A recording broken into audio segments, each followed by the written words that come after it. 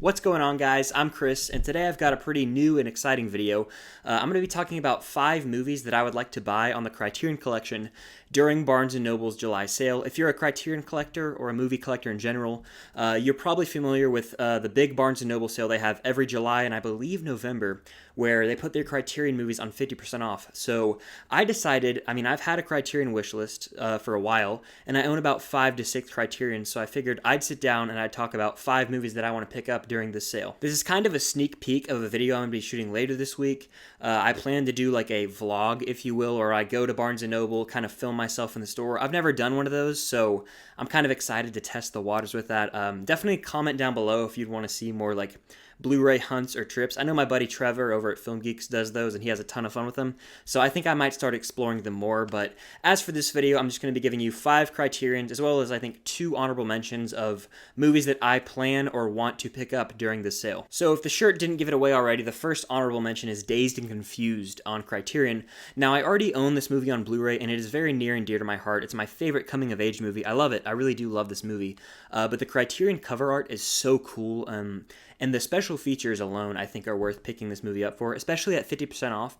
So if I didn't own this movie already, I would definitely pick up the Criterion version. However, I already own it, so it's harder for me to justify buying it. That's why it didn't make my top 5 list for ones I want to buy.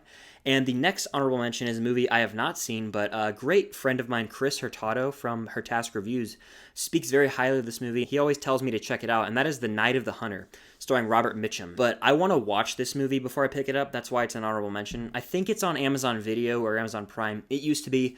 Regardless, I would like to watch it before I buy it, because it is a commitment in the Criterion Collection to buy something, because they're pricier, they're more high quality. So getting into the 5 movies that I would like to pick up during this month, first up we have The Grand Budapest Hotel.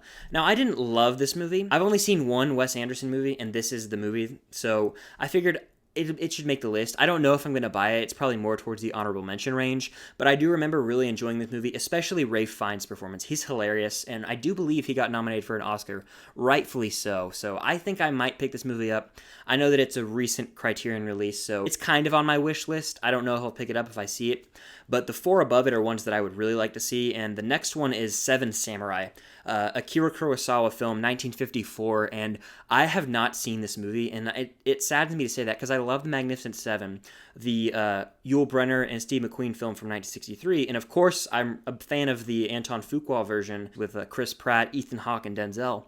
So those movies are inspired by Seven Samurai, therefore I need to watch Seven Samurai. And what better way to buy it than when it's 50% off on Criterion, get a really nice set, and I already know that I'm going to dig this movie just because of my love for the Magnificent Seven films, and that's heavily inspired by it. And I even know that Star Wars is inspired by Seven Samurai in a way, the fighting style. So I really want to pick this movie up, sink my teeth into this classic, and I think that I'm going to try and pick it up during this month. If not, I will get it eventually. It's on my 100 movies list, and I will watch it. The next movie that I want to pick up is In the Heat of the Night, which is a Best Picture winner, surprisingly, and it stars Sidney Poitier and Rod Steiger, who actually won the Academy Award for his performance in this movie, but he is fantastic. And what this movie does so well is it portrays racism in the Deep South, which is something that's not only relevant today, but relevant everywhere in America today, so I figured it would be a very relevant movie to pick up. I've only seen it the one time, but I do remember really enjoying it. I watched it last summer for the first time, because I wanted to see if I'd pick it up during that Criterion sale. Of course, I didn't, so that's why it's on the list now. I think that's a movie everyone should see because it tackles these racial themes and racial injustices very well, while delivering a pretty intriguing mystery storyline. So before I give you the 2 Criterions that I'm most interested in picking up, definitely consider hitting that like button and commenting down below what movies you've picked up during the sale so far, or what movies you plan to pick up during the sale. I know a lot of people love Criterions, myself included. I'm more of a newbie to them.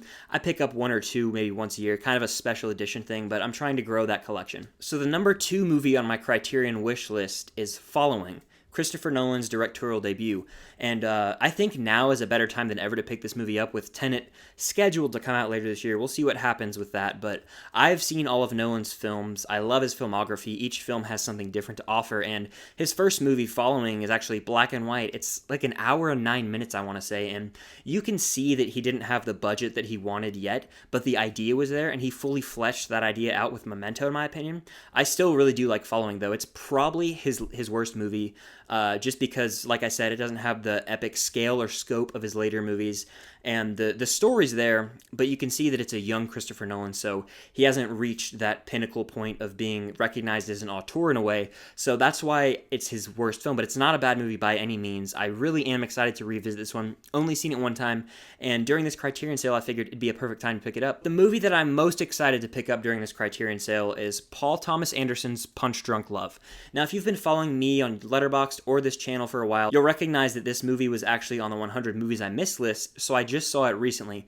That being said, I loved this movie. Adam Sandler is such a great dramatic actor, and I figured that out in Uncut Gems for the first time. That was like the first dramatic movie I saw, but seeing Punch Drunk Love, he really just plays this guy who's kind of wacky, kind of depressed in a sense, but he begins to fall in love with this girl, and their romance shouldn't work on paper, but seeing it evolve is so well done and interesting, and I think Paul Thomas Anderson, I think this is his best directorial work, and I know he made There Will Be Blood and The Master, and I actually find those two movies overrated, so I'm sorry, don't hate on me too hard in the comments, but Punch Drunk Love just sat with me different compared to his other films. I really found myself thinking about this one. It resonated with me for weeks after my initial watch, and it has some absolutely gorgeous cinematography, especially this one shot of the couple hugging. It's one of the best shots in any romantic movie that I've seen, but I love the cover art for this one too. The colors, the font of Punch Drunk Love, everything about it is captivating to me, so I am definitely going to try and pick this one up.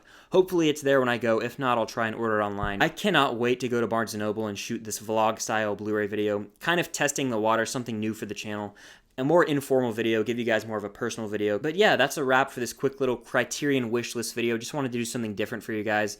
Definitely hit the like button and comment down below what movies you want to pick up in the Criterion sale, as well as what Criterions you own. What's your favorite Criterion? Just comment anything Criterion related down below, because I know there's a massive following for this Blu-ray brand, and I myself am becoming more and more fond of it every day.